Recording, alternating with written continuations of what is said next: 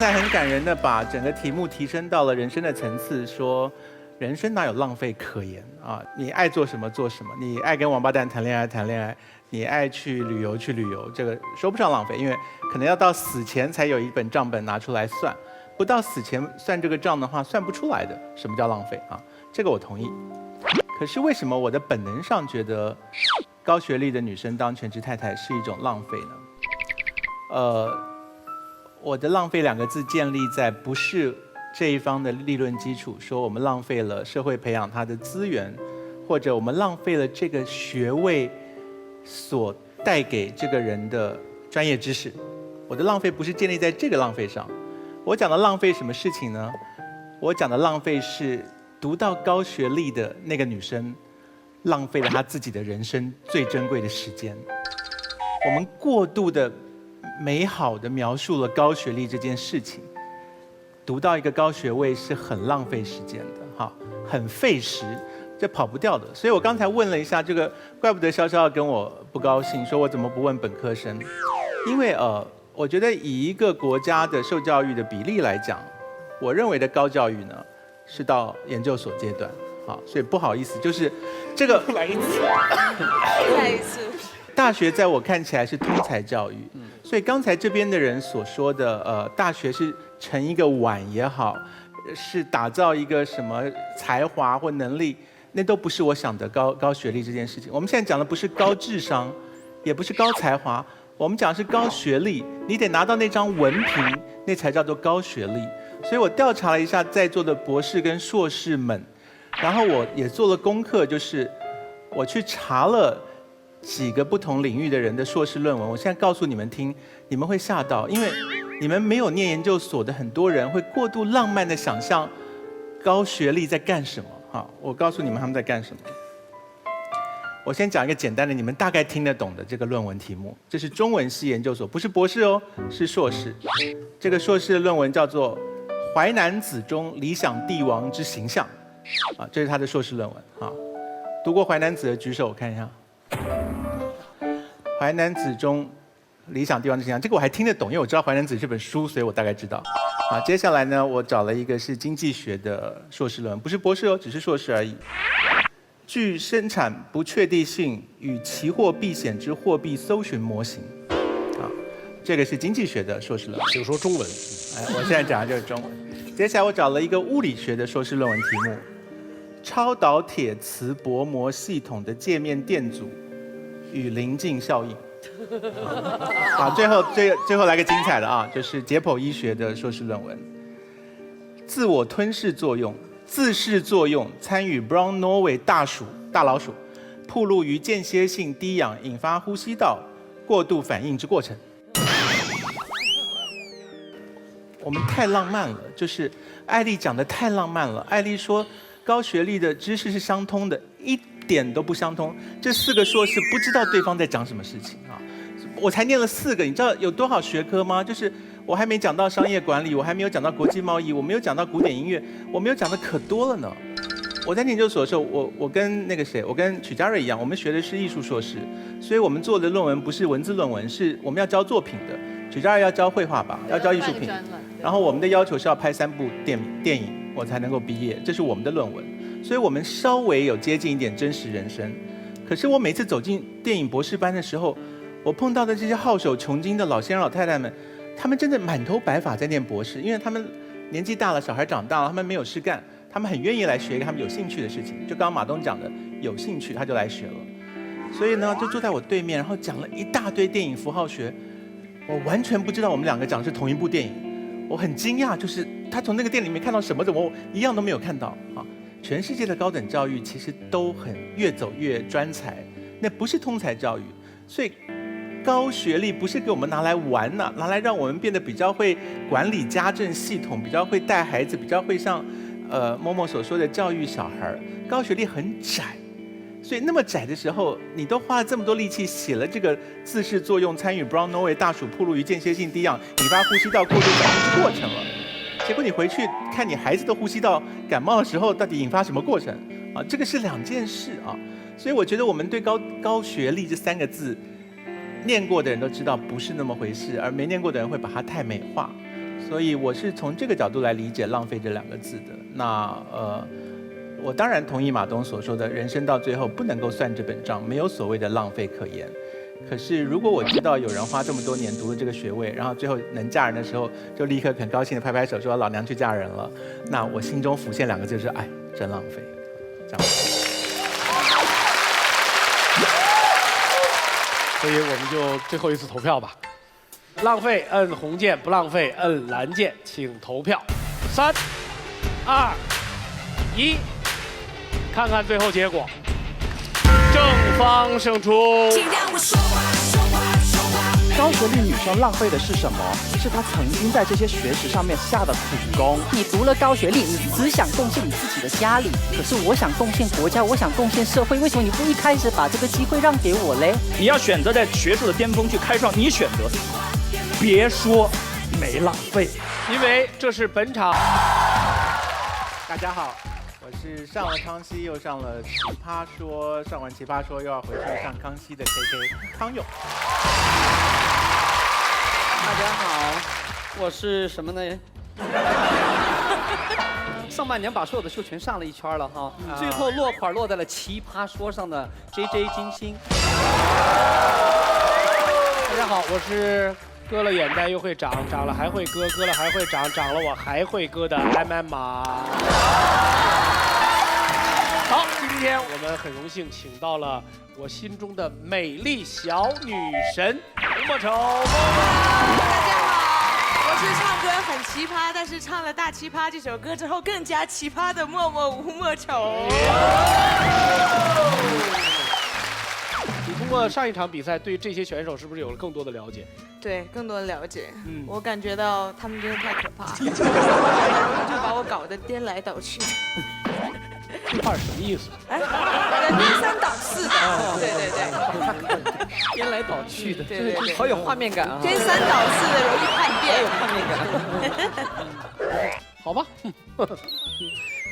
我们要首先感谢有型有款有房有车不如有范儿冠名赞助奇葩说，谢谢有范儿。感谢另外一位赞助商国际抗饿大品牌古力多燕麦牛奶，谢谢。哎呀，行了，我钱又挣完了。上那个一个网站叫知乎，知乎上有一个特别有名的问题，一直困扰着我。他就说如何优雅的抠鼻屎，可以解释自己怎么处理，但是也可以示范，就怎么都行。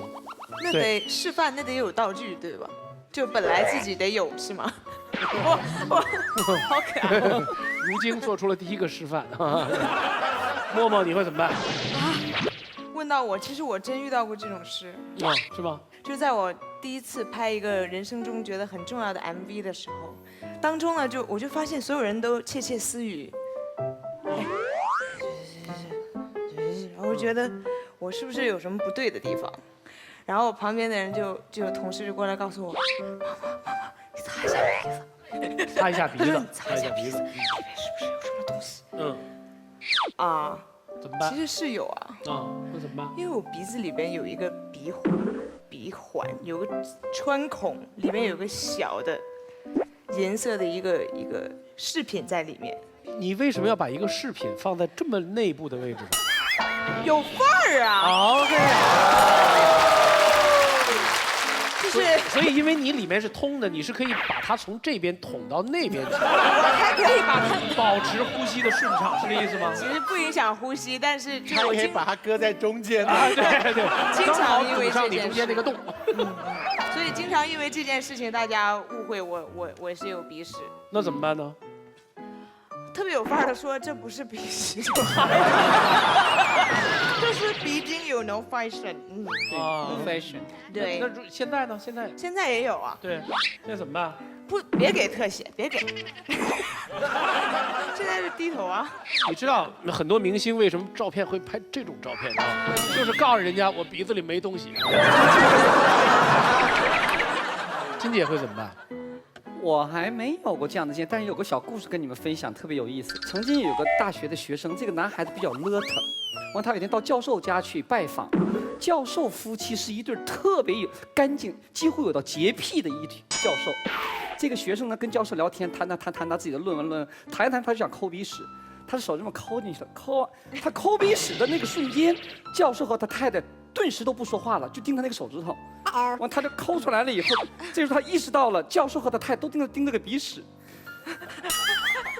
这样看，教授鼻子盯着看，最后他很尴尬的。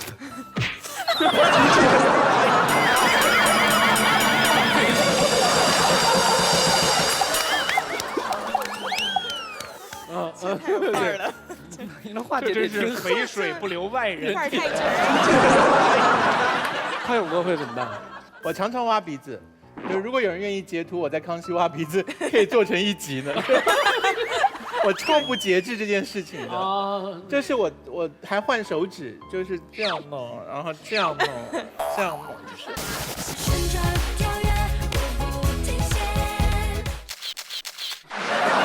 然后有的时候都已经察觉到镜头在拍了，就比方说别人在唱一首非常抒情的歌，然后我就在那边弄，然后我自己都已经知道说正在感人的时刻你还挖，可是我就停不下来，我就是。对，后来我就绝望了，就算了啊。你知道最优雅的挖鼻子就在康永哥身上，他挖鼻子那种感觉跟人吃螃蟹是一样的，还要用各种工具，你知道吗？然后换个地方啊，怎么才能把沟沟里面的挑出来？范甜甜，你是怎么挖鼻屎的？哎呦，怎么这么讲？我有2种方法。哎呦，哦，真的？对，要看我对面是我喜欢的人还是不喜欢的人。哦，如果是喜欢的人的话，我会伸出我的小指，我的指甲也很长，嗯，我要遮住我的鼻子，就这样捅。一啊，般是看你知道吗？坐在你对面那个人会说，哇，他这鼻子是有多深？如果对面是我讨厌的人的话，我庆祝右鼻孔。啊，喷他一脸。哎呦，对啊，哎呀，好像有点出来了。你知道吗？就是我可以给你一个更好的建议，就是我今天观察了一下，我觉得 豆这个大小颗粒啊，刚好可以用来堵上，你来个试试。你是因为刚才那个环节没讲是吧？我忘了给人家做广告了，所以只有把豆拿出来塞鼻孔，人家会喜欢吗？哎，他们是这样的，就是只容在口，不容在手，没有人试过鼻子里会怎么样。反正这些是真的没有塞过的，所以放2个在这儿。哦，好了，会开心了，开心了，不行。我吃了2粒，每一粒其实吃下去的时候，我又赚到了那么多钱的时候，我心里那个爽啊！完了。你呢？你怎么挖鼻屎的？如果这是一个万众瞩目的场合，对我这实在是没有办法，就真的是挖出来以后，我能想到最优雅的方式，其实就是。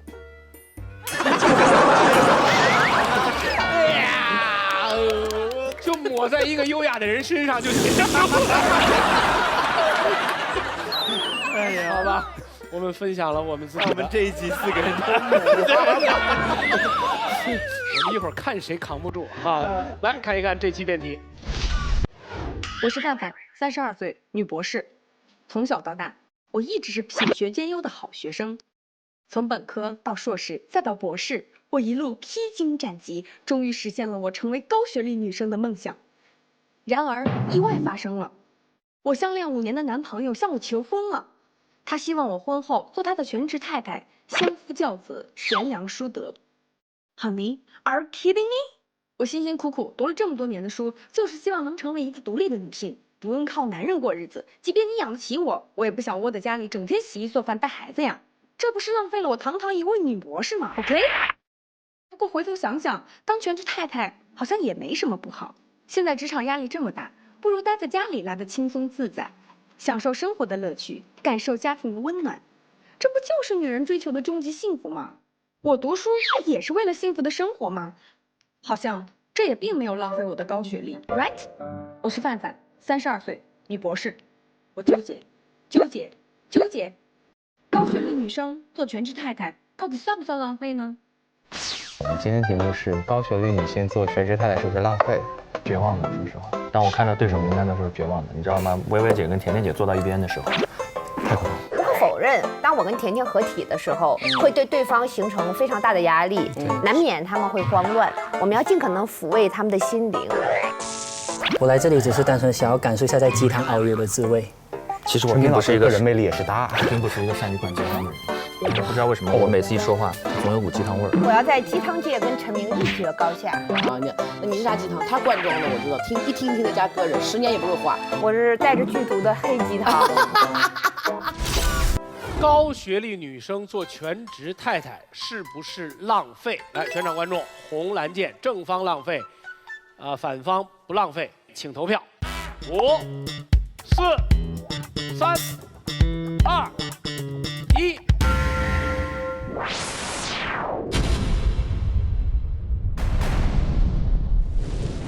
我们看一看，今天我们坐在现场的，除了我们6位奇葩之外，还有这个来自宝岛台湾的曲家瑞小姐、寇乃馨小姐，谢谢两位，谢谢。作为踢馆嘉宾，会给我们所有的 BB King 以巨大的威胁啊。然后你们两位是自由意志选择的这个立场吗？对啊，嘉瑞和乃馨好像学历都很高哈。还不错。然后薛老师比较高，没有差不多一样。所以嘉瑞选择的是这是一种浪费是吗？对啊。然后你觉得不是浪费？不浪费。我觉得我们可不可以先了解一下学历，因为有几位是哲学系的教授，对不对？所以1位嘛，就是对，所以就是每次都说不清楚的那位。玄毅要当到这个位置是得要有研究所学历吗？陈明也是博士啊，我也是博士啊，所以这个现场其实2位是哲学博士嘛？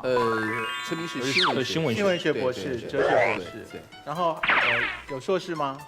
一堆啊。颜如晶是硕士。读着硕士，还没毕业。你在念硕士？我是法律系硕士1年级。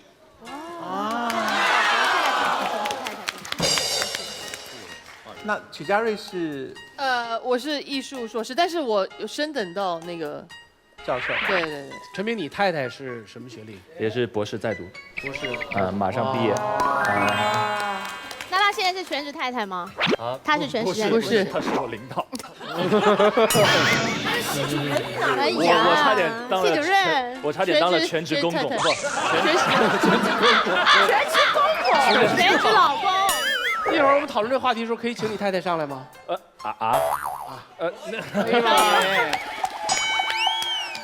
陈明太太，你准备一下哈。那康永哥，我们基本上做完了学历调查了，那我们就可以表态了吧？立场，好不好？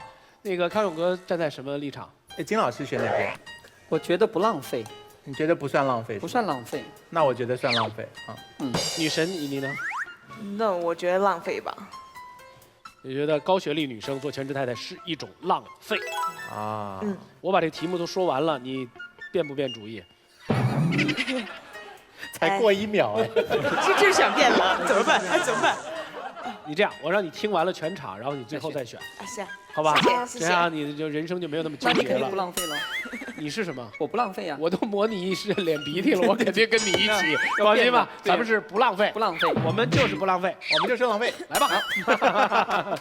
好，我们看一看，浪费一方是占优势，反方谁先开始？我，加油！来，反方，行。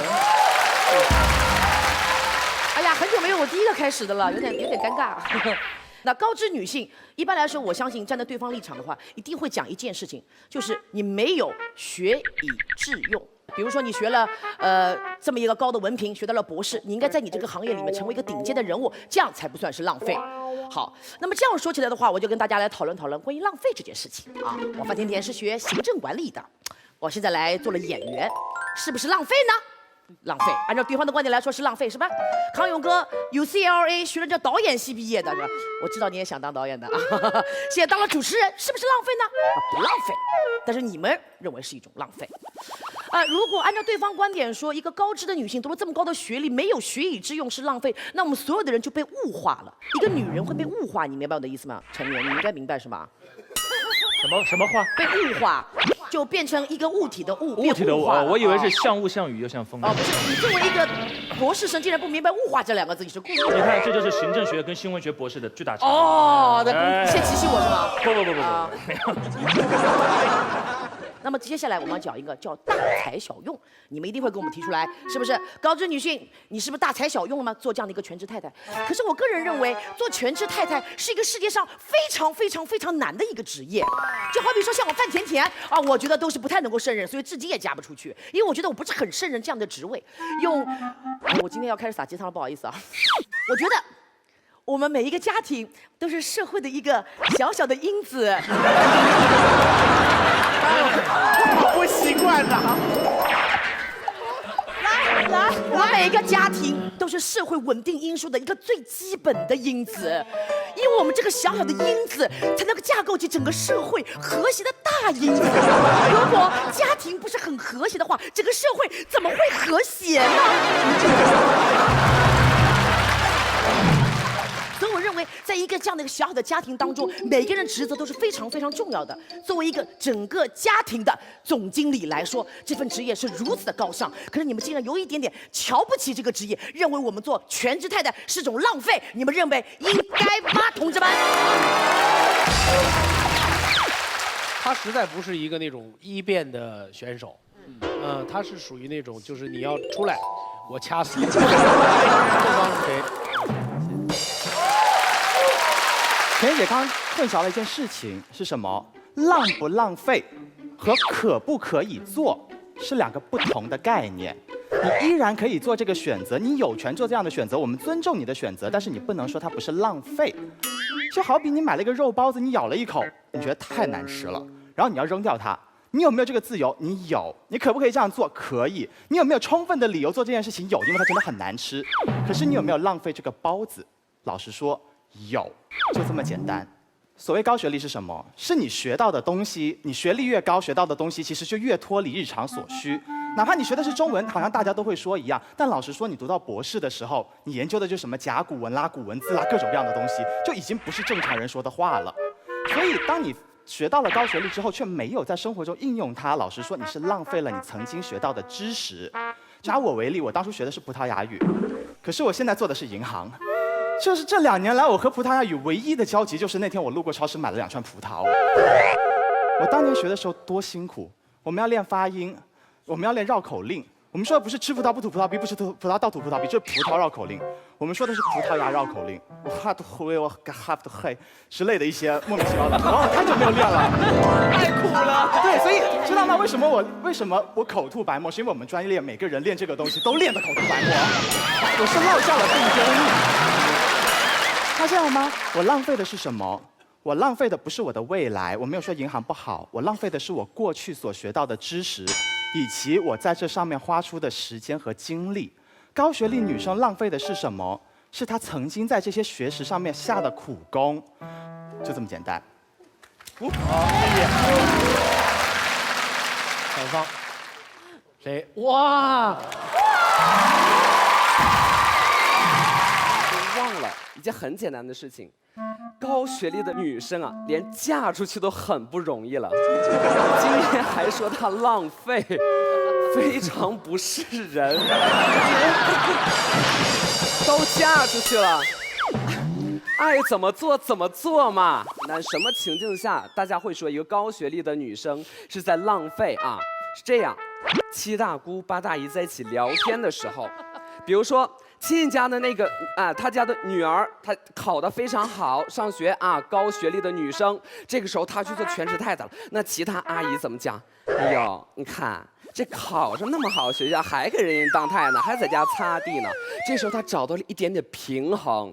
这句话是这么来的：我们接受教育的过程，其实逐步的是培养我们世界观的过程，和把我们整个结构这个世界的方法在拔高的一个过程。真的无所谓你学到了什么知识，也无所谓这些知识在以后派没派上用场，派上了哪些用场，因为本质上这不是最重要的事情。最重要的是培养我们这种思维方式。女性不应该因为她选择了任何事情而被贴上浪费的标签。她选择了高学历，她想怎么做就去怎么做。她在自己的生活当中找到了她自己的快乐，没必要被对面的各位告诉大家这是一种浪费。米歇尔·奥巴马他也是高学历，学的是法律，现在在做一些什么东西啊？在白宫的小花园里种有机蔬菜，对不对？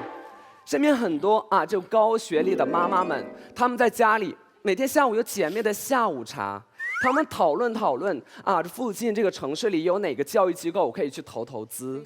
学经济的家庭妇女，她可以在家里帮助她的老公打理财务，各司其职，各有所长，不是你在外面赚钱就能够定义人家的一生。谢谢。非常好，东方，你看。其实我尝试理解一下他想告诉大家什么东西，就是这是你自己的选择，因此你想怎么做就怎么做，按照这个定义走下去，人生没有浪费。我把肉包子丢给狗，这是我的选择，我想怎么做就怎么做。今天我把钱给烧掉，这是我的选择，因为我想怎么做就怎么做。到最后，人生有什么东西是浪费的？每一个东西，我们做的每一个选择都是自己的选择，所以你们的世界里面没有浪费，这是第一点。第二点，您方告诉我方说这是自己的选择，你不要苛责我，那是因为您方有一个误区，你以为你读了高学历回去养孩子，做一个全职太太或者全职公公，是浪费了你自己的时间、你自己的精力，还有你自己的金钱吗？不是，你还浪费了一种东西，叫做别人的机会。什么意思？在任何一个国家里面，高等教育都是相当稀缺以及有限的资源，甚至学历往越上面攀到硕士、攀到博士，那个资源就越稀缺。所以有一些人，他们获得高等教育的机会了，成为所谓的高学历女生或者高学历男生，自然也会有一些人被淘汰，成为所谓的落榜考生。这样的人少吗？不少。每年有多少个人高考落榜？这样的人少吗？不少。有多少个人？仅仅有多少个人读上硕士跟博士？所以这时候我们就思考一件事情：当初我把机会被你抢走的时候，坦白说，我只能够认，因为你比我优秀。国家把钱投在教育资源里面，是希望更优秀的人为国家贡献。结果你读了高学历，你只想贡献你自己的家里。亲爱的，你只想贡献你的家里，可是我想贡献国家，我想贡献社会，为什么你不一开始把这个机会让给我嘞？你把它用了，结果你跑过去奶孩子，请问一下，你难道就不能够说你一生浪费吗，姐姐？所以这件事情就好像什么事情？笑什么？这件事情就好像什么事情？你还是叫阿姨比较那什么一些。这件事情就好像什么事情？就是你去上厕所，你比我先冲进厕所。我认了，我不抱怨你，因为你之所以比我先冲进去，代表说你比我更需要拉嘛。可是请问一下，当你站在茅坑，结果你奶孩子的时候，你认为站在茅坑外面的我该怎么想？你慢着，你这个情境太错了。什么站在茅坑奶孩子？你在别的地方奶不好吗？他的论点其实很有道理啦，只是不用去茅坑了啊。所以你占了一个位置，你没有做该做的事情，那么你牺牲了别人贡献的机会，同时你也牺牲了别人必要的东西。所以今天我们不是站在世界中心呼唤爱，我们是站在茅坑外面呼唤你让，就这样。哎，最后这句话漂亮。来，反方马薇薇，哎呀，来吧。按照永开的理论，我们都在茅坑外面拿着上学的号码牌，翻来覆去讲的是杀鸡焉用牛刀啊，大材小用啊。你们物化了两样东西，就是把两样东西看成了工具。第一个叫做知识，很多人说啊，知识竟然不是工具，我接受不了啊，我的内心是抗拒的。知识真的不是工具，它不是用来我们挖金矿的锄头。一个人之所以要接受教育，它的本质是为了提升自己的素质，它未必要来当成自己谋生的手段，明白吗？当你物化了知识之后，你会倒退到学成文武育或与帝王家的封建时代，什么专业赚钱，你就会去学什么专业，什么专业能够把你学到的大学4年的学费最快赚回来，你就去学怎么专业，最后就会完全扭曲掉我们读书本质的目的和我们为人的兴趣，这就是物化知识的坏处。第一点。第二点，你们物化了什么？物化了女性。什么意思？就是女人，你既然选择了全职太太这份工作，而这份工作又不需要你有高学历的时候，拜托，你作为一只安分守己的鸡，就不要想到外面的世界看看，老实给老子在家下蛋。明白了吗？你认为的是什么？是任何做全职太太的人都不配求知啊。所以你物化了全职太太这份职业。2点反驳。我真正要讲的是什么？今天我们看上去讨论的是一个很小的话题，但实际上讲的是一件很大的事情，就是这个世界上有没有行业贵贱。坦白讲，就算我们怎么样呼唤行业平等，在我们的潜意识认知里面，行业就是分贵贱的。我今天要跟你们讲的是，通过什么方式能够做到行业无贵贱？这个方式就叫做贵人操贱业，从而使贱业不贱，推动整个行业的进步。什么意思？在遥远的中世纪，我说的不是贱业了，我说的简直就是邪恶的事业。什么是邪恶的事业？我跟你讲啊，炼金是邪恶的事业。为什么说炼金是邪恶？只有巫师才干。你们如果不懂巫师的话，看一下《蓝精灵》里面的格格巫，懂了吧？好，那个时候一个真正意义的贵人叫罗吉尔·培根，他是那个时代的贵人。为什么？因为他是一个修道士。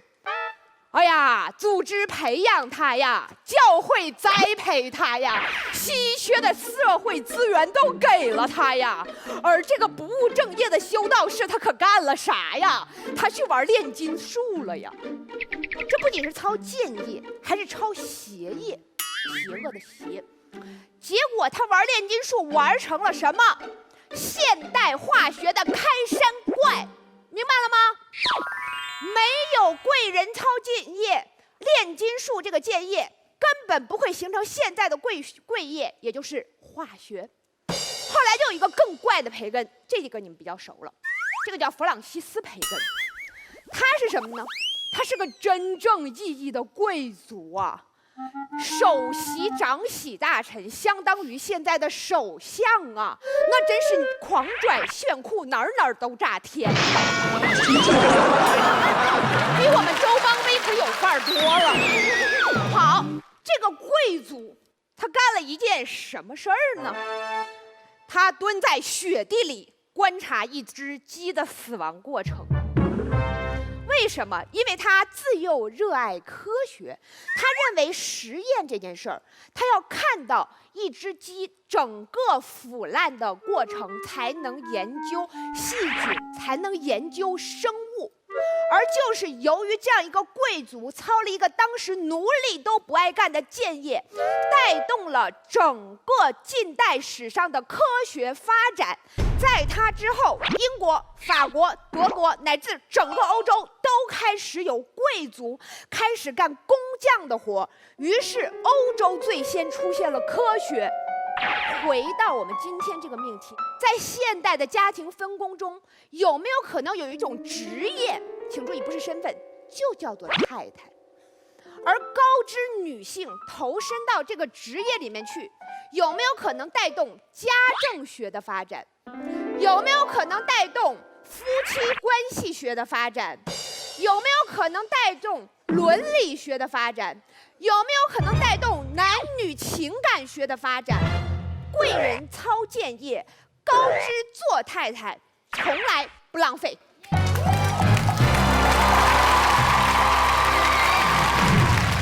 奇怪的一个角度，从山这边杀过来的，很奇怪。2个培根看死一只鸡的故事，很有意思，听的真是百感交集。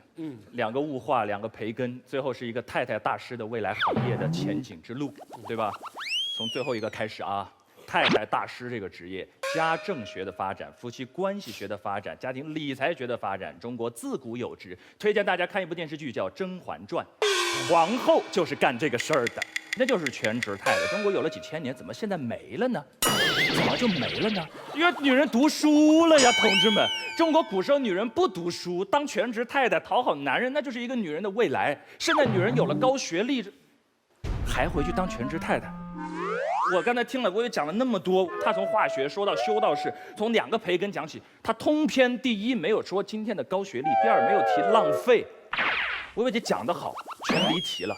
薇薇姐说的那个观点叫推荐，懂的都叫离题。你看，推荐今天的女性试全职太太，因为这里没准开辟一个新行业。我们今天从来不是谈要不要让一个女生去当全职太太，因为这件事我们谁说了都不算。有的女性她希望创造事业，有的女性幸福就在家庭，你自己选。我们绝不加任何道德枷锁。我们要讲的一件事情是个事实判断，我们实在一点，就是这件事情到底浪没浪费？浪不浪费的标准非常简单，第一，有了用不用。你有一个东西你不用，这个东西对你来讲浪费，就这么简单。而站一个国家的角度来讲，投入了有没有回报？如果我投入了很多没回报，这个就叫浪费。作为一个在高校工作的老师，我查了一小组数据，这能够刷新大家对高学历所有的高学历者，也许不仅仅是高学历女性的一点认识，就是我们那个博士学位，很多时候看起来像是自己学来的，硕士学位像自己学来的，我们总是忘了背后有谁投入了多少。今天在中国，博士生说实话，只要你是认认真真、正正式式考进去，不是破格录取，一般是不用交学费的，因为博士有助学金，1个月2000块。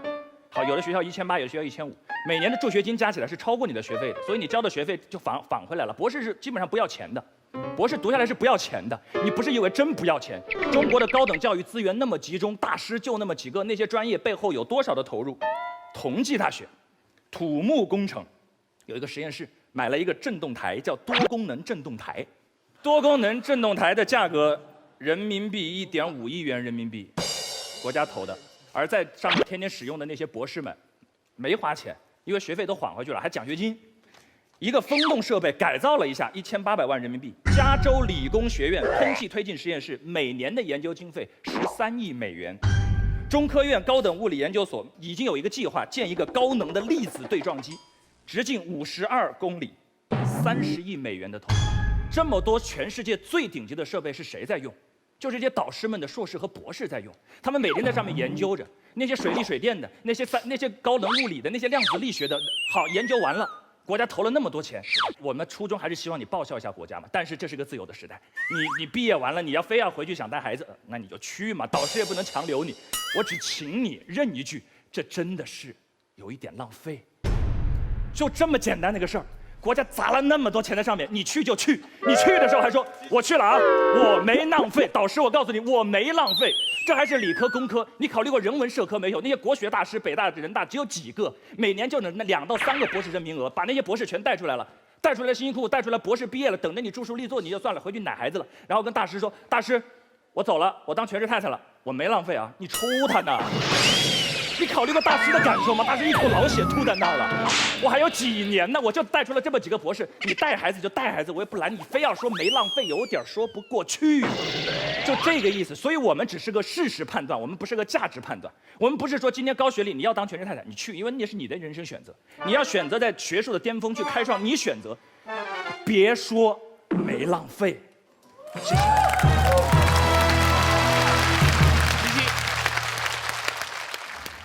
陈老师，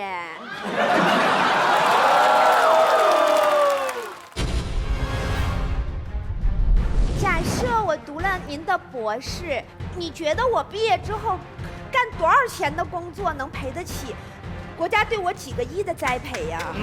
说得好。我的要求很简单，就是说实话，国家投入这笔的时候是希望你既然已经读到了这儿，就能在这条路上继续深造下去。当然，你要不深造，那你去也没关系。那意思就是我用了那个特别贵的设备，假设我以后万一不干这行，行，那去我就是一定是浪费，对吧？这个毫无疑问了。那你们提出的价值倡导叫做不准转行，是吧？没有，我们没有价值倡导。你看，你又说我们有价值倡导。我刚才最后说了那么多。OK， 我第一个问题问完了。我举个例子啊，薇姐。不，人家问第二个嘛。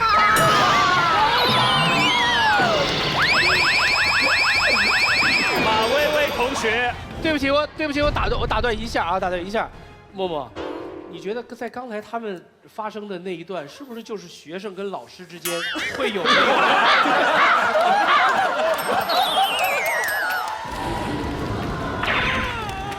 让我吃2个豆儿静一静。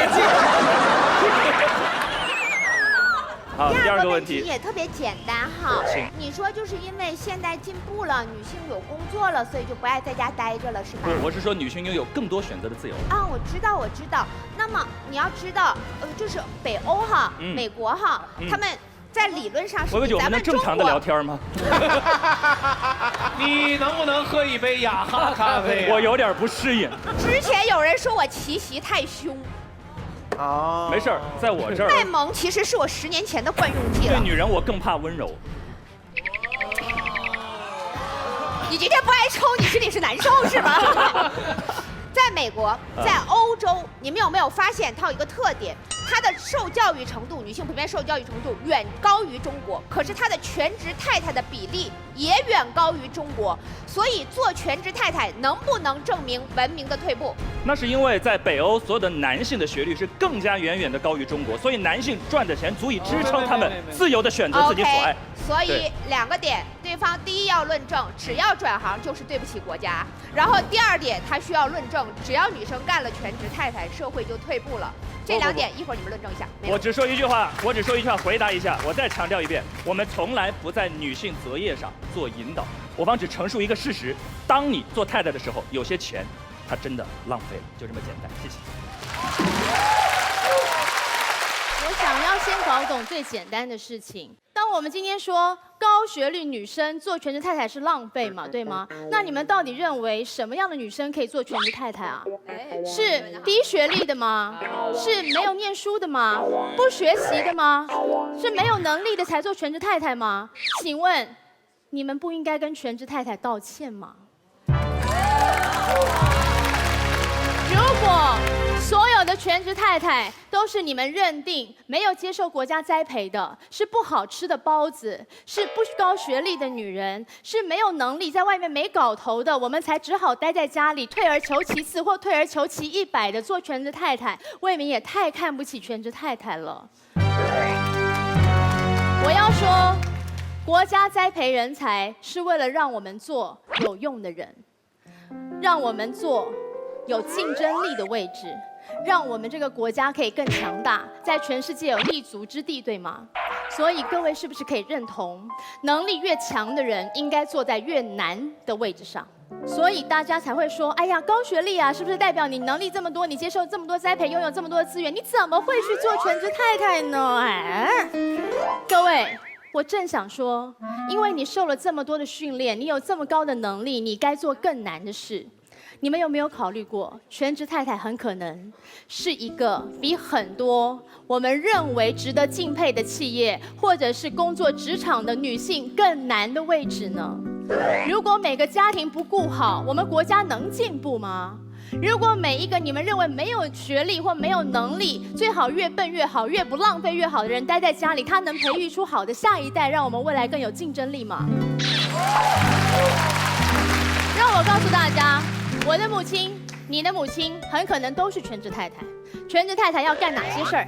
不但要养小孩、顾老公，而且呢还要煮饭、洗衣，对吗？更难的是，做一个好的全职太太，不是只要做这些活儿。一个全能的全职太太，最重要的是维持家庭的和乐，全家人的和谐，跟一个男人心理的正常跟健康。你们知道一个男人在事业意气风发的时候可以有多骄傲吗？他很可能会忘了自己是谁，以至于接下来他没有办法预期下一次的跌倒。你们知道一个男人在事业谷底的时候会有多沮丧吗？他很可能会一蹶不振，甚至想不开。也许他就会造成一个家庭的悲剧。一个好的全职太太，在男人在山顶的时候要告诉他，你要小心，不要太得意；在他在谷底的时候要告诉他，我陪着你东山再起。一个好的全职太太，不但要成为男人的心灵支柱，还要成为全家人的粘合剂，对吗？孩子吵架，她要负责排解；孩子跟父亲的关系不好，她要做中间的桥梁。我试问大家，如果在一个企业里面有一个人，他可以从打扫阿姨一直干到文员，还要操持呢家里面的账，还得要是会计，然后甚至他也是秘书最好的帮助者。接下来他还得要做大小事情在家中的决策，所以他应该也是个总经理的职务。你有听说过打扫阿姨到总经理一手全包的人吗？我要告诉各位，这个职业就叫做全职太太。全职太太太难了，没有能力的人干不了全职太太的。所以我要告诉各位，很多人说，那么寇乃馨，你说的漂亮嘞，你学历也不错，你咋不做全职太太呢？你就叫别人做，你为什么不做呢？我很诚实的说，我不是觉得做全职太太是一个浪费，我觉得做全职太太是我的目标，我还没办法办到，我还得更努力。我最大的梦想就是有一天黄国伦站在台上领某一个辉煌的奖的时候，大家给他鼓掌的时候，我可以云淡风轻地笑着说 ，Ladies and gentlemen, it's my husband Vince Huang。这是我的丈夫黄国伦，那是我的人生愿景。但我认为站在背后的推手更需要技术，要成就一个成功的男人或一个家庭，更需要能力跟智慧。一个好的女人愿意做全职太太，一个有智慧的高学历女人愿意做全职太太，她可以让每个家庭更加的美好。我们都不用谈什么伦理学、情感学，只要每个家庭都幸福，社会就不会有案件，国家就不会崩盘。所以全职太太必须有能力的人才能干。好，谢谢。最后，许佳瑞小姐。我先根据刚刚乃馨姐讲，她说当她的这个老公事业走入低潮的时候，我们会安慰她，对。可是我讲的是说，一个老师的职业病，你知道吗？他一定会站起来走到与其我在家里两个人哭，两个人得忧郁症，安慰她 ，Come on。徐老师高学历，我出去工作就好了嘛，我来赚啊！为什么我要在家里安慰他？我觉得我们要面对现实，处理问题，我就出去了，我不需要在家里。这个时候，因为我高学历，我可以帮助我先生 ，Why not？ 然后我觉得女人要做自己。我觉得我们不能放弃一切，而且不管任何学历，我现在讲无学历好了。我们家附近一个市集，一个菜市场，每天门口一个阿婆在卖菜，她没有念过书。她结了婚，也有家庭，也有小孩，也有孙子，但她每天就是要出来工作，因为她说那是她热爱的。然后讲一个低学历好了，我住的那个大楼管理员是个女的，她也是60几岁了，也有孙子孙女，她只有小学毕业，也不是什么字。那我说你为什么要出来？她说我就要出来，我要找到我自我的价值啊，她都懂。那我说中学历好了，一个高职生，我的化妆师小曹，你说怎么样？她学化妆。他也可以待在家里，可是他说不要，我要出来。他说我要做个造型师、化妆师，我要帮你化妆，那是他自己的价值所在。那讲高学历好了，你想 Amazon、FB 他们的 CEO 这些女人，一天可以赚20万、40万、50万人民币，她为什么待在家里？你觉得他们把家治好吗？他的钱足以请6个保姆、8个司机、5个佣人帮他治理这个家，帮他照顾先生，帮他照顾小孩，帮他照顾一切。他是有这么大的社会责任。他为什么要待在家里？那真的就是浪费，而且他辜负了整个社会公司对他的期待。OK， 那最后我要说的是，全职太太的定义是什么？她是一个大管家。其实刚刚乃馨已经讲了，我觉得她要侍奉公婆，她要打扫、补习、照顾孩子，还要教导孩子才艺，每天要接送。如果生了2、3个小孩，我还要做这全部的事情。我要帮小孩辅导作业，帮他洗衣服、烫衣服等等。可是如果今天是高学历，你觉得我做得来吗？当然做不来，因为我当时不是学这个的，我要从头学起。我可以学吗？当然可以。可是我最后会搞得焦头烂额，我每天心情很糟，看到公公婆婆，我可能会愤怒、会发怒，得罪了公公婆婆，然后弄成一个黄脸婆，等先生回来。他在公司看到这么多漂亮的女孩子，然后呢，回来再看到我，他只想跟我吵架，只想躲着我。可是我就觉得说，老公你陪陪我，陪陪我吧。他根本不想理我，对于我是不是一个浪费？当然是。所以，女人不要小看自己浪费人生 ，OK？ 谢谢。谢谢。报你。我要讲，就是其实高学历这个事情，我觉得我们有点误解。我们觉得高学历是一碗水嘛，就是我水滴石穿，我念了很多年书，最后攒了这一碗水。这碗水我没有泼向那块菜地，我就浪费了嘛。其实我觉得高学历是帮你打了一个碗呐。高学历其实培养的是一种你学习的能力，一种终身要学习的一种精神。这个碗至于你要来装什么，这是你自己的事情。有一个话题我特别想谈，不吐不快，就是这边我们有2位台湾的朋友嘛，想跟你谈谈我们大陆女性的一个状况啊。就是我有一个20岁的小女生朋友问我说：“邦妮，你觉得我们中国女性的地位高不高？”这个问题我很难回答他，因为我们49年之后，我们的这个平权运动把女性抬到一个很高的位置，解放女性出去工作，我们妇女要顶半边天嘛，就是强行拉到这么高的一个位置，感觉我们地位是高的。但我要想问第二个问题是，我们中国女人累不累呢？其实是非常累的，因为女人出去工作了，但男人并没有回归家庭。我们的这个社会价值观内核还是很保守传统的嘛，我们认为一个女人获得了所谓的幸福就是你的成功。一个男人获得了成功就是幸福嘛，所以说女人，我们的事业女性，如果你还有个家庭的话，其实你就打了2份工。所以现在为什么我们要正视全职太太这份工作这么重要？就是告诉所有丈夫，你的太太其实打了2份工，她还额外做了1份工作，你要尊重，你要感谢。我们只有正视这部分价值的意义，才能呼唤更多的男人愿意回归家庭，去做那个全职丈夫嘛。然后最后我想说2句话，就是如果说有人用家庭牺牲、奉献、付出这东西来绑架你，说你一定要去当个全职太太，你不要上当，他在放屁。同样，有人如果跟你说实现自我、独立、自由，用这种价值观来绑架你，让你不能让你去当一个全职太太，他也在放屁。你不要上当，因为没有任何一种主义大过你的生活，没有任何一种价值观能绑架你的自由。你是一个女人，你爱怎么来就怎么来，你怎么舒服怎么活。谢谢。来，笑笑。其实我说真的，我觉得听了这么多，我想说的是，我觉得高知女性当全职太太浪费的不是她的学历，是她的才华。她能读到一个很高的学历，至少说明她不太蠢，她有一些才能，对吧？那所以说，你们有没有发现，我们奇葩说第1季到第2季台上坐的所有的女生，没有正在就是婚姻关系当中没有当全职太太的？很简单，就是因为全职太太会消磨你很多的精力和时间，你没有办法再投身到你自己的兴趣和爱好当中去。所以说，真的，我倒希望所有的那些高学历女生全部都各司其职。马薇，你法律系高学历，你就去当你的律师；甜甜，行政管理，你就去做你的行政管理。我本来以为我是一个学双语播音的，我觉得我的学历本来在娱乐圈真的是如鱼得水，结果我一来到奇葩说，我成学历最低的了。我真的觉得，尤其是康永哥刚才多伤人，先问有没有博士，再问有没有硕士，我以为下个要问有没有本科，我手都准备好了，他不问了。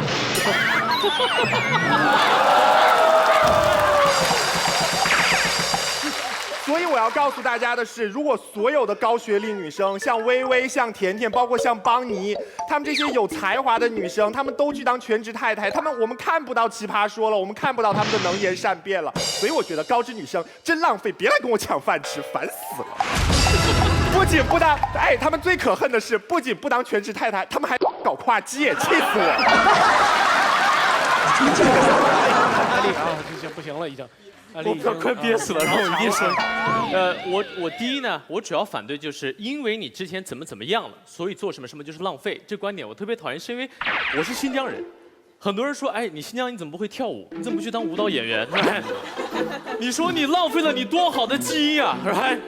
你们天生就应该这么去做。我说我真跳不好，我一唱歌全部都要死，你知道吗？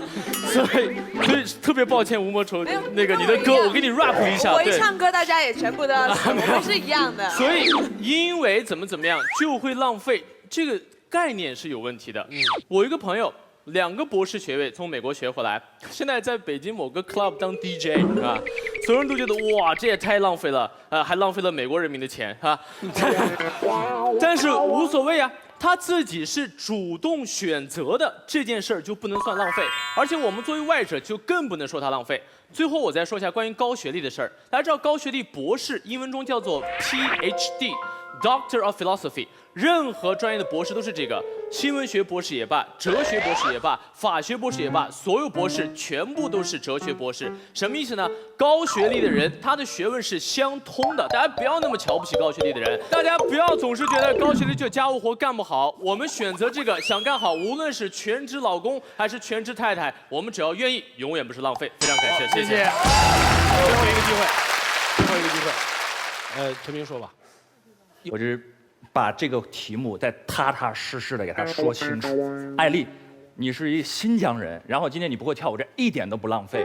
可是你之前花了10年的时间用来学跳舞，跳的还挺不错。但是今后这辈子再也不跳的话，如果是这样，有点浪费。但像金老师这样，那就不一样了。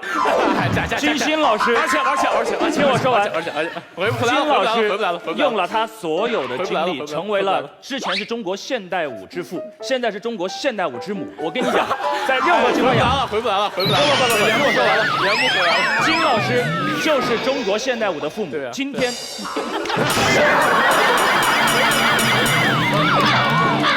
对吧？听我说完。今天如果金老师今天就站在这里告诉我们各位，我这辈子以后就不会再跳舞了，我发自内心深处的觉得，真的金老师好浪费，因为这个世界再也看不到您那唯一的舞姿了。就这个意思。我用我的舞蹈看到了世界以后，我觉得发现做脱口秀上奇葩说比舞蹈更有影响力。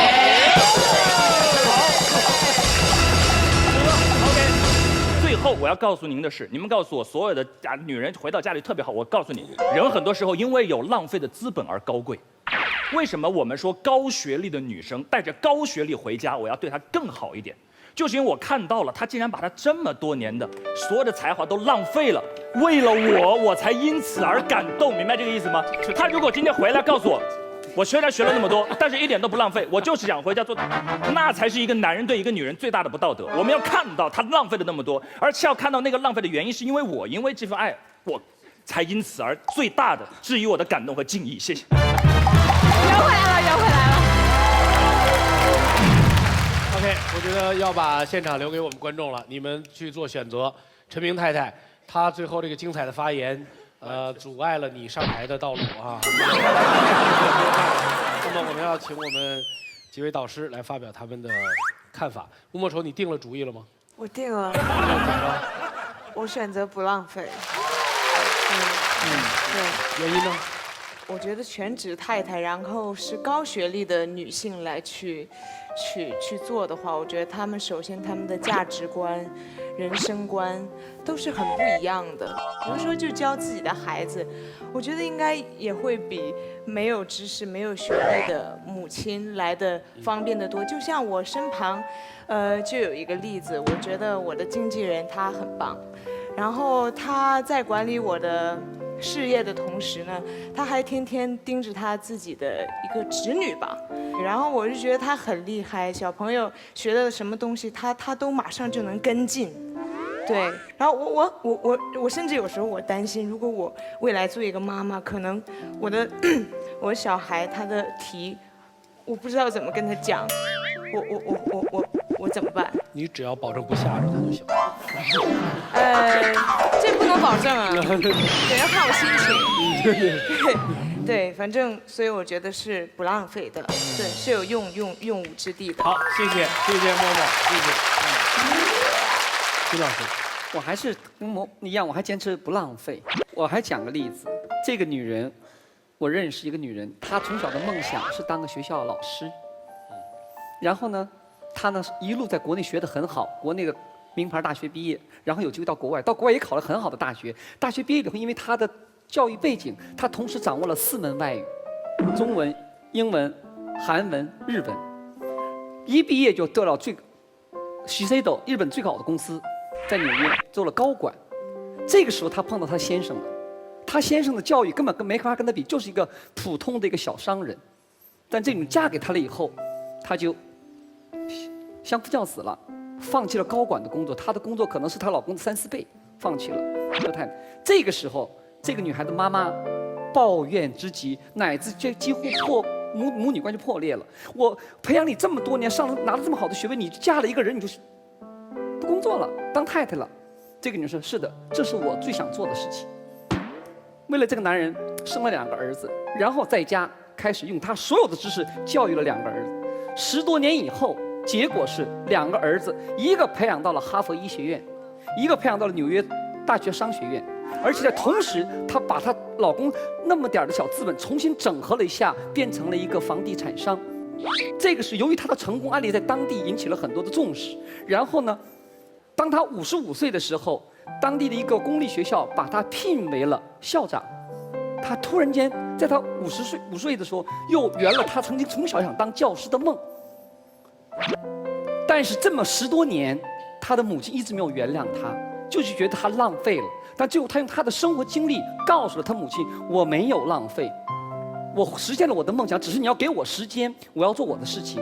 这个女人不是别人，就是我姐姐。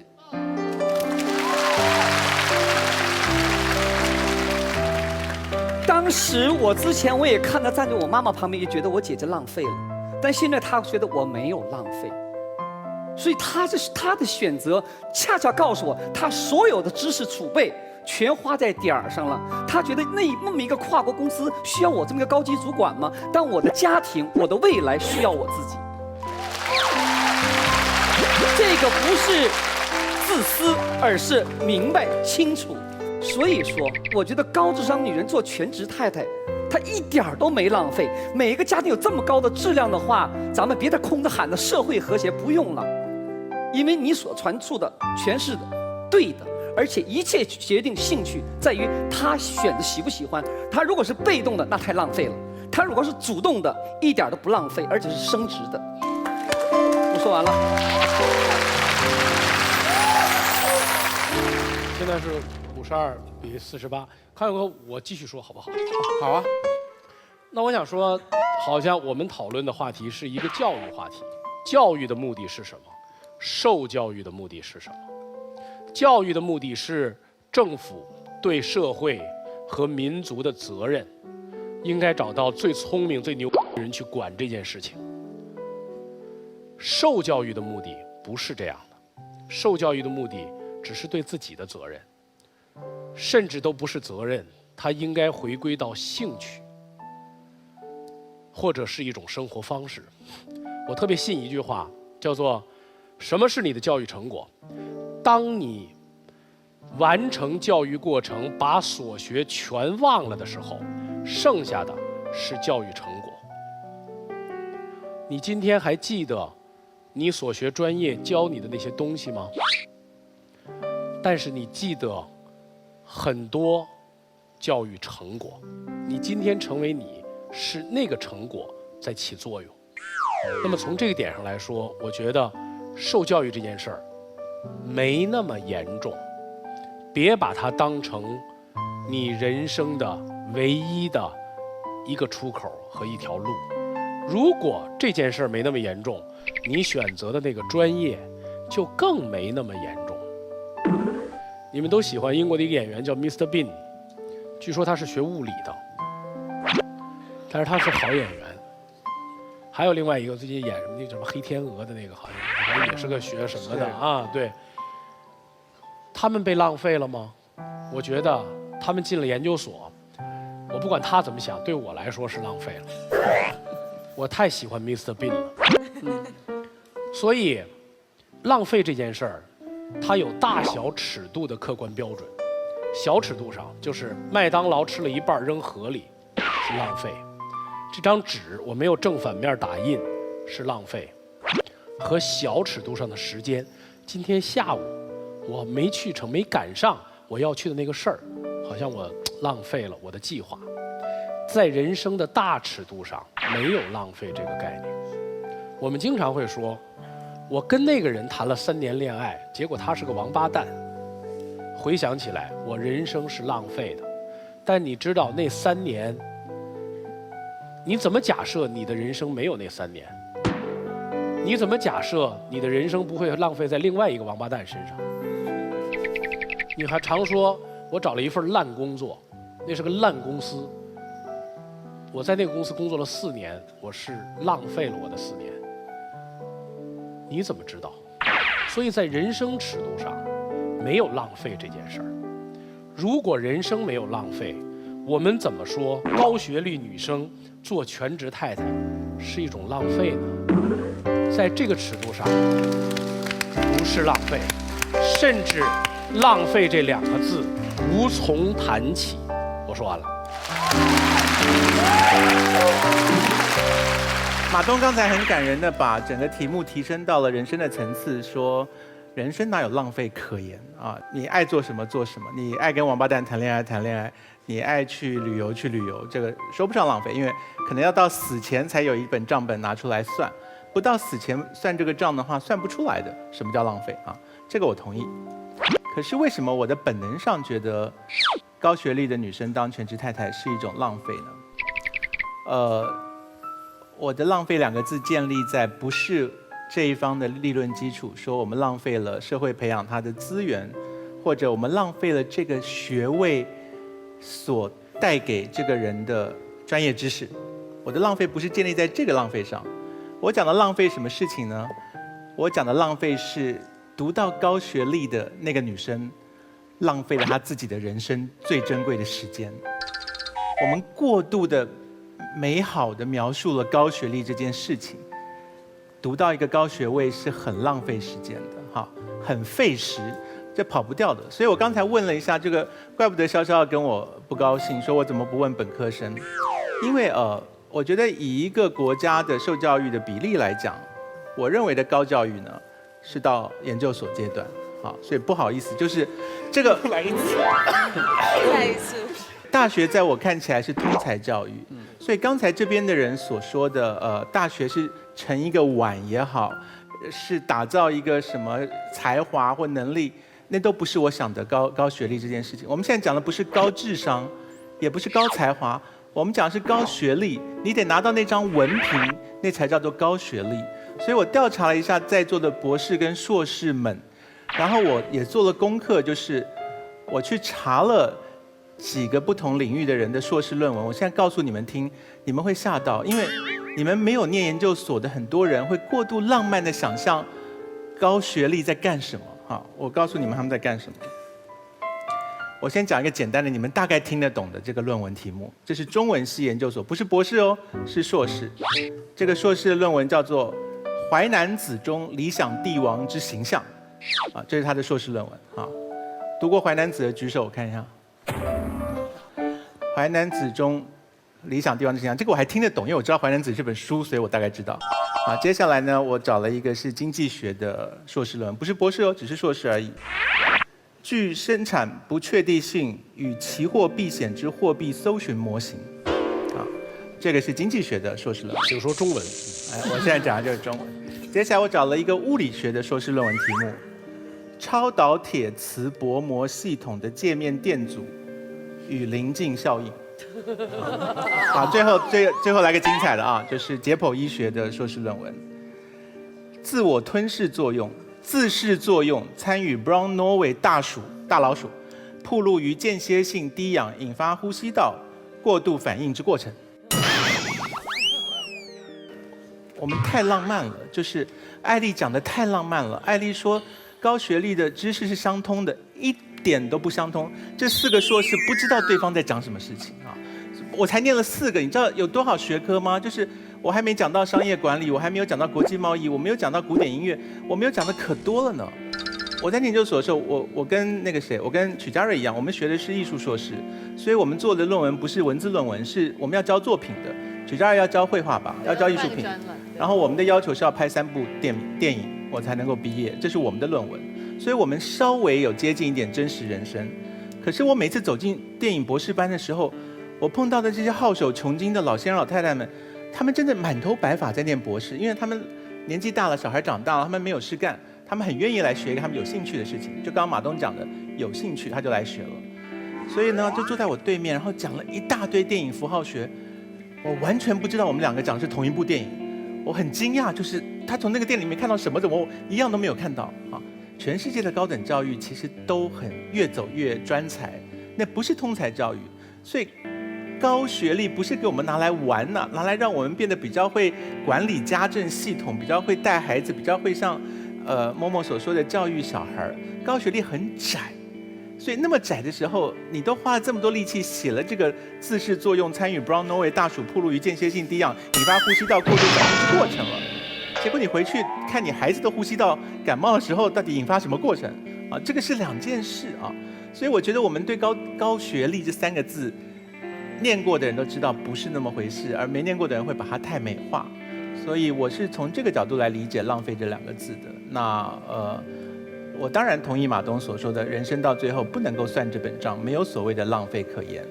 可是如果我知道有人花这么多年读了这个学位，然后最后能嫁人的时候，就立刻很高兴的拍拍手说老娘去嫁人了，那我心中浮现2个字是哎，真浪费。这样。所以我们就最后一次投票吧。浪费摁红键，不浪费摁蓝键，请投票。3、2、1，看看最后结果，正方胜出。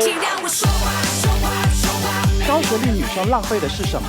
是她曾经在这些学识上面下的苦功。你读了高学历，你只想贡献你自己的家里，可是我想贡献国家，我想贡献社会，为什么你不一开始把这个机会让给我嘞？你要选择在学术的巅峰去开创你选择，别说没浪费。因为这是本场整个奇葩说第2季所产生的最后一个 BB King， 在这之后的节目里面，我们就会进入最后的终极的决赛的 PK 环节了，所以这是最后一个 BB King。而我们的规则是，没有做过 BB King 的人是没有办法进入到最终的决赛的。所以在这3位当中胡天宇、陈明和陈永开当中，请3位导师帮我们写出本场表现最好的 BB King 是谁？写名字。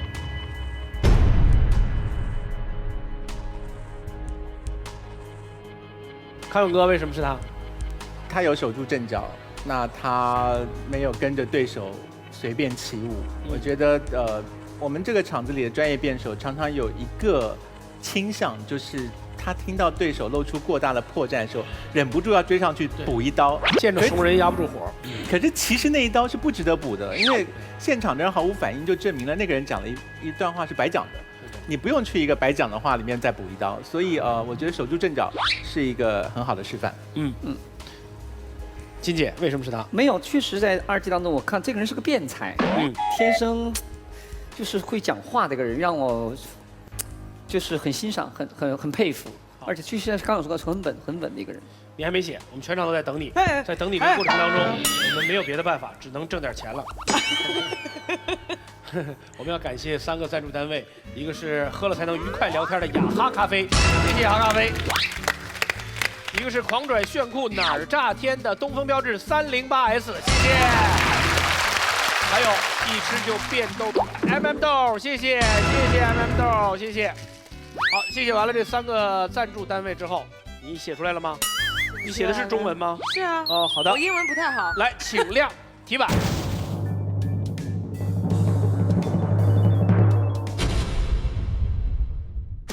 微博关注爱奇艺奇葩说，参与话题互动，和全世界的深井病做朋友。微信添加爱奇艺奇葩说订阅号，每天推送纯干货，喂饱你。强烈建议到百度贴吧奇葩说官方吧写下长篇大论，洋洋洒洒任你喷。解放奇葩就在慢都慢不下来的爱奇艺视频。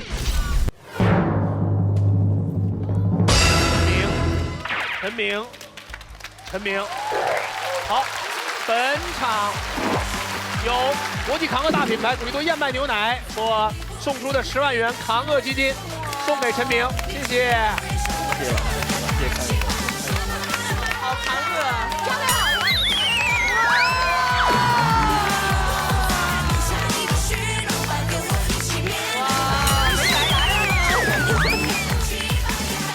好，请坐，陈明请坐。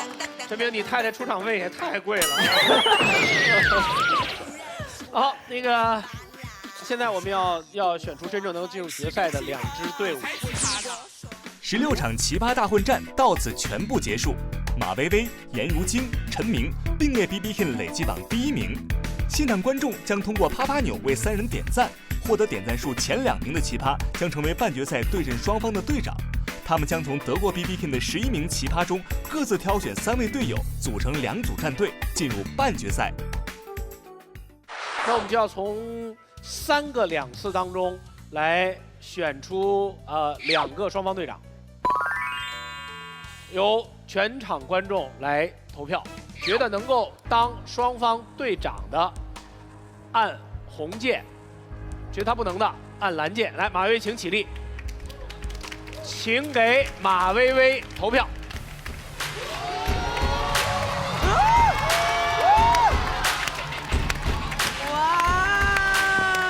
马薇薇98比2。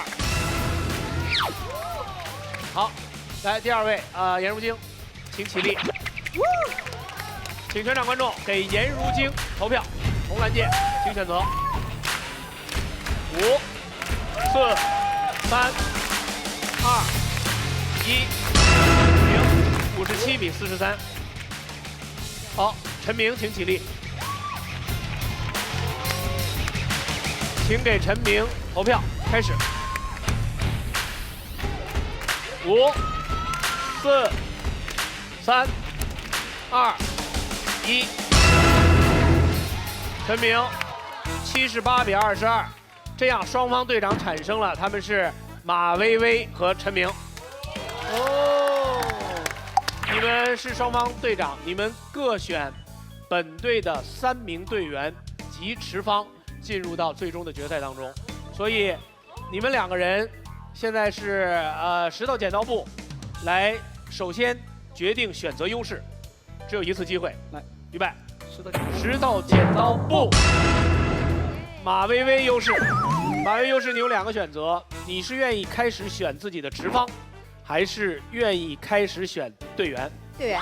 你队员持方无所谓，无所谓。持方的选择权就给了陈明，所以在陈明在决赛的时候，可以首先选择我正方还是反方。哇，这是一个巨大的优势哈。所以但是由马薇薇他可以先开始选择队友。啊，马薇薇在所有的 BB King 当中，来 BB King 请起立。BB King 们都 BB King 请起立。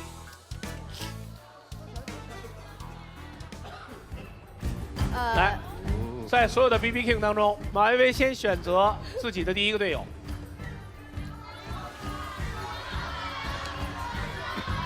5、4，选吧。可以选了，第1个。谁？范甜甜。范甜甜。范甜甜战队，陈明选择自己第1位队友。5、4、3、2、1，吴静。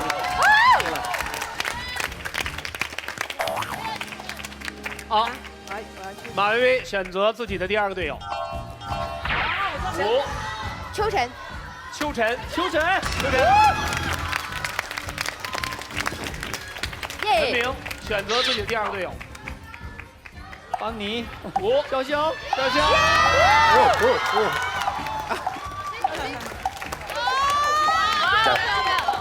双方都只有1个名额了。马薇薇选择自己的第我们可以讨论一下嘛，是吧？啊要讨论一下嘛。我们要讨论一下。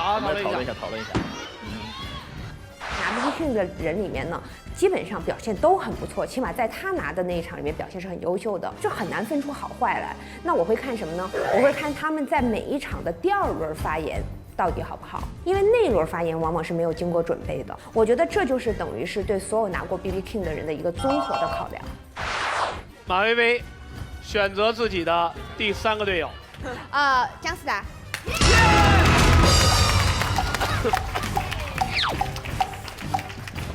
陈明选择自己的最后1位队友。阿西，邦尼。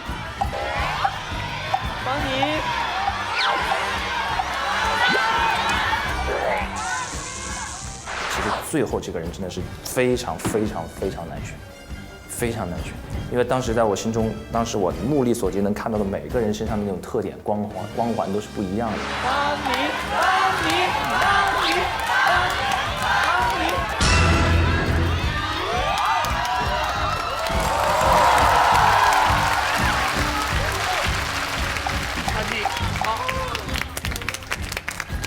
我们即将进行的是2队之间的大决赛，但是所有的奇葩都会在场，而且你们将继续有你们的表达空间。谢谢所有站在2排的奇葩，谢谢你们。让我们所有的观众一起敬请期待由有范儿冠名赞助的奇葩说的总决赛。谢谢有范儿。也谢谢我们另外1位赞助商古力多燕麦牛奶国际扛饿大品牌，下周见。